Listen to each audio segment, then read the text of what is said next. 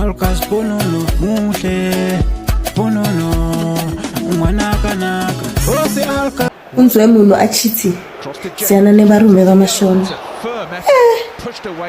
koshona language yese ndakaidzidza mamusic wemashona ndakawadzidza ndowarasirapi ndowakhangana sei ndoita sei nawo musandidaro handidi zinhu zemawesti nini ndofera panapa varume vangu vemashona vamugokwe chai